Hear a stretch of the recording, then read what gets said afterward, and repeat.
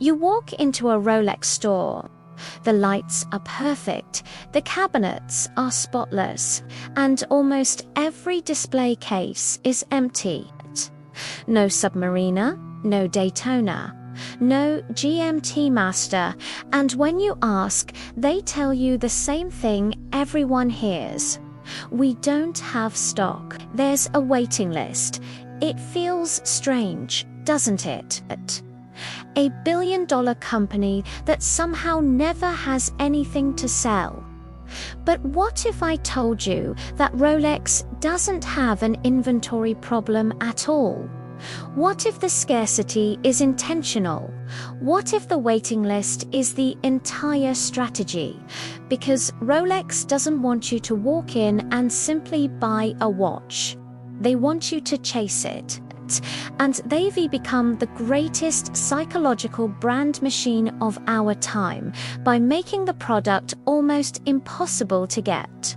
The truth is, Rolex doesn't sell watches, they sell status, they sell identity. They sell the feeling of belonging to a tiny group of people who manage to get something everyone else is still waiting for. And the fastest way to make humans want something is to tell them they can't have it. This isn't a conspiracy. It's behavioral economics. Studies show that when an object becomes scarce, the brain assigns it more value. Scarcity creates desire. Desire creates obsession. And obsession turns a normal watch into a cultural symbol worth 3 times its retail price on the secondary market. Rolex understands this better than any luxury brand on the planet. They don't advertise the way other companies do. They don't run flashy campaigns telling you to buy a watch. They simply remove access and allow your imagination to do the selling for them. When a product is everywhere, it's boring. When it's nowhere, it becomes legendary. And Rolex has mastered manufactured scarcity, the act of restricting supply, not because they can make enough watches, but because your desire becomes stronger the longer you wait.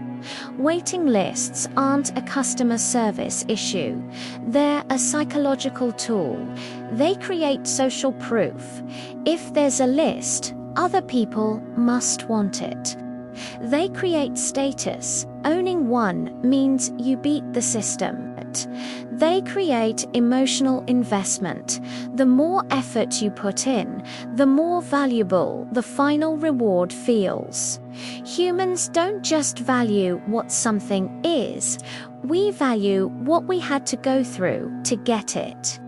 Rolex has engineered one of the most powerful feedback loops in luxury history.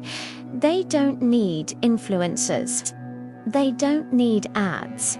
Their customers do the marketing for them. Every empty display case, every conversation about waitlists, every "can you get me a Daytona" text. It's all free advertising.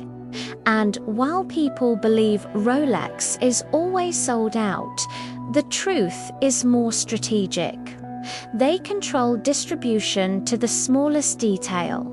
They decide how many watches each store receives.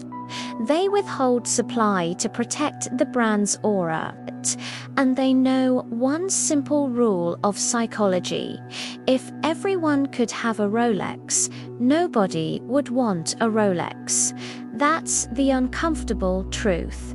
The scarcity isn't an accident, it's the brand. The waiting list is the product. The chase is the experience. And the watch you finally get, months or years later, becomes a trophy not of money, but of status, patience, and identity. Rolex doesn't want to make it easy. They want to make it meaningful. And whether you love the brand or think the strategy is manipulative, one thing is undeniable: it works.